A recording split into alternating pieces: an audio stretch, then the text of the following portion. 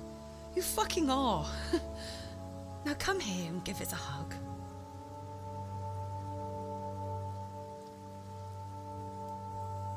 I'm sorry I get so emotional and confused sometimes. It's okay. I get confused too, you know. I love you. That's all that matters, Joe. I want us to work. We can make it work because we love each other and I love you so much. I love you too.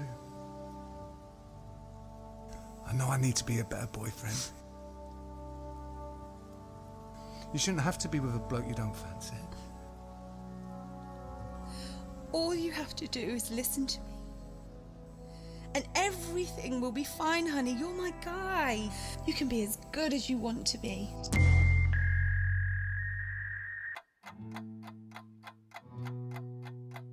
Meanwhile, Joe's ex-girlfriend Janet has her own ideas about love and human relationships. Her ideas are very different to those of Joe and Lorraine.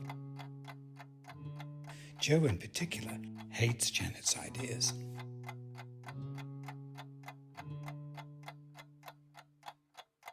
I suspect the reason why unconditional love remains a popular delusion among the adult population is that adults have a romanticised view of infants and children.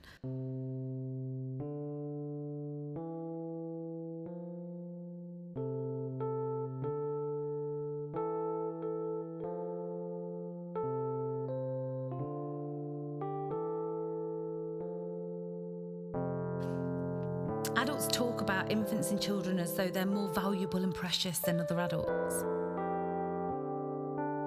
And they use words like innocence to describe behaviours in children that would be more accurately described as naive and immature.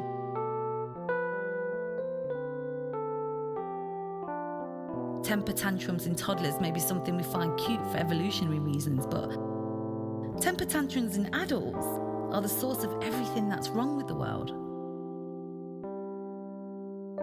Like children, adults need boundaries. Unlike children, adults are better at undermining those boundaries by exploiting the compassion of those whose job it is to reinforce them. As an adult, when you can be loved for having met certain conditions, you know you deserve your love. You know your love has been given to you because you've helped someone, touched someone, entertained someone, amused somebody, impressed someone, cared for somebody, sacrificed for somebody, inspired someone, or simply loved someone. If you're a bad human being and you get love anyway, that love is tragic and pedestrian. A love for infants and dogs. It is a love for what you are, not love for who you are. Conditional love is love for the individuality of autonomous adults. Unconditional love for adults is a dehumanising form of pity. This is because when unconditional love is given to an adult, pity rather than affection is the reason it's given. No one wants to love a serial killer because they feel warm towards the killer, nor do they love the serial killer because they appreciate the killer's inequalities. The killer's individuality expresses itself in a way which is destructive. Unconditional love is given to the killer as a way of saying, I hate how horribly you behave. Let me reward you with what you don't deserve so that I can change your behaviour. Let me help you be nice to me. Let me lick your ass to stop you from shitting in my mouth.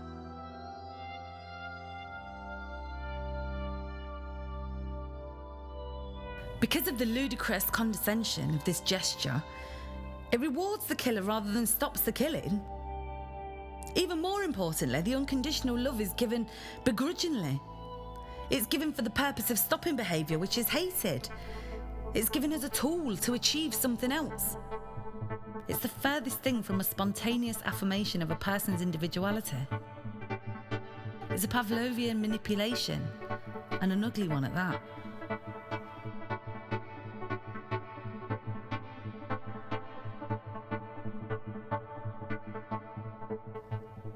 For me, Conditional love is an end in itself. It's given to reward rather than to manipulate. The reward is not given to ensure future good behaviour.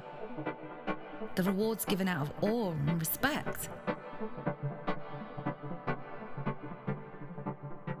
Awe and respect are the main ingredients of a healthy companionship.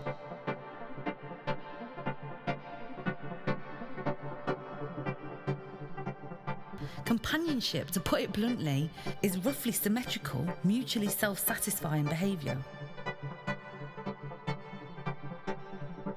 Companionship would be totally symmetrical were it not for the flawed nature of human beings.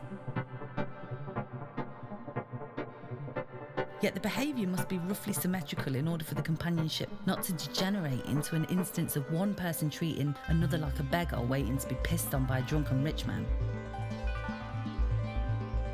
This is why the term self-satisfying is so important. You can't be in a relationship for the sake of your partner. You both have to be in the relationship for yourself. In my view, love is not a favour or an obligation. It's a gift. And like any gift, what matters is A, the gift is given so that it can be reciprocated, and B, the reciprocal exchange is roughly equivalent. If someone buys you a plastic turd and you buy them a mansion, that makes for an awkward Christmas. I hate how people pretend that Christmas is about giving. It's obvious Christmas is never fun when the gifts aren't roughly equal. Giving only feels good if you know you're giving in proportion to what you're getting. This is the true meaning of Christmas. A lesson society would gain from acknowledging rather than denying in shame. If you want proof of this, imagine Christmas had a different set of rules. Imagine Christmas gift giving involved half of the gift participants being givers and the other half only receivers. Would people still do Christmas if these were the rules? No, of course not. Most people celebrate Christmas in a way which is far worse. A typical Christmas has become a ritual where adults willfully harm children. Think about what happens at a typical Christmas when the older members of the family give gifts to the children without expecting anything in return. They're spoiling an entire generation. They're teaching that extraordinarily harmful lesson that the children are entitled to receiving without giving. The older generation isn't simply selling themselves short here. They are enablers, creating a generation of privileged and self-absorbed arseholes who deserve pain instead of material items. The reason why good parents force their children to give presents is so that their children can experience Christmas with the asset of likability. Without likability, Christmas is psychologically painful for a kid. This pain is good. It's the means by which the child learns to be more likeable next year. In a healthy Christmas, children experience shame and humiliation when they don't give the equivalent of whatever they receive. Father Christmas punishes greedy children in much of the same way that the law would punish bankers and thieves. It's not a coincidence that Father Christmas is red. Father Christmas is justice. Or to put it another way, a rebuke to consumerism and unregulated capitalism. This is why I think a healthy Christmas is a good model for judging when relationships are healthy and unhealthy. The justice of the healthy Christmas is in its expected proportionality. The achievement of justice is through the recognition that giving is inherently about receiving.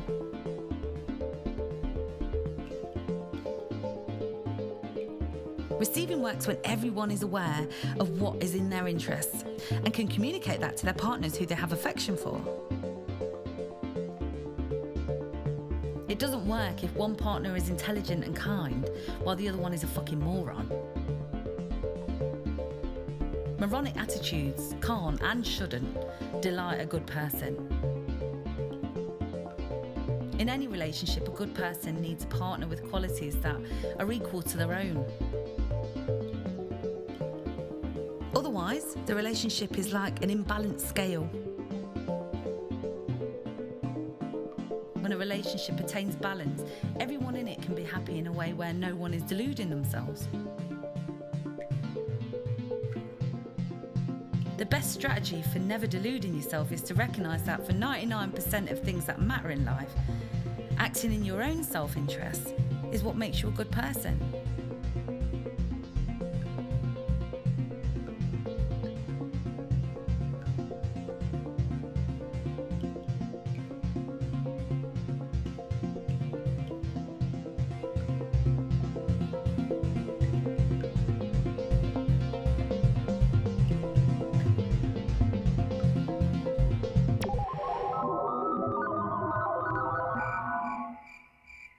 It's actually really late.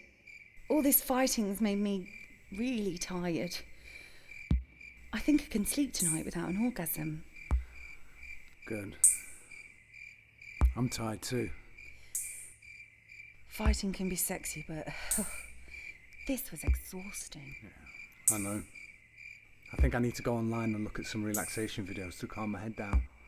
I'll be back in about an hour. I don't have to work tomorrow. Remember? Yes, that's fine if that's what you need to do. Just be quiet on the way in when you're done. I will be. Joe? Yes? I didn't mean what I said earlier today about your gut. I was just angry at you for not listening to me. I was trying to make a point so you'd set up your new diet without me having to ask you 30 times, but your belly isn't nasty, really. It's kind of cute. Well, I'm glad you feel that way. But what you said was still mean. Well, tonight you were mean too. Wasn't just me. I know. Can you say you're sorry? I think it would make me feel a little bit better. In fact, I think it would make you feel better.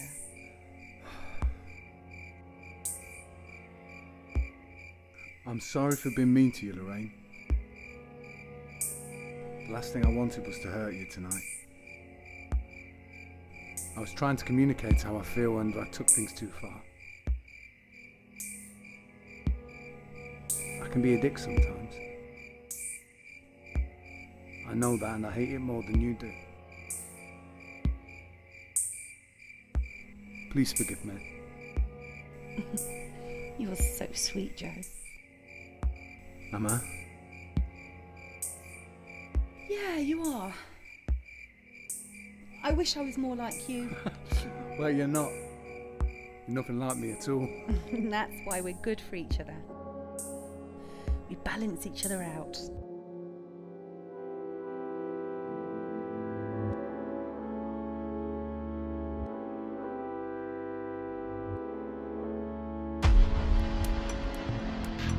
You have been listening to Love Before COVID, a feature film for your ears. Written, devised, directed and scored by philosopher Greg Scorzo. It stars Daniel Ashman and Sarah DL. It was narrated by Chris Conway and produced by Lizzie Soden. Love Before COVID is based on 3 chapters of Greg Scorzo's 2021 book, Love Before COVID, available from Amazon.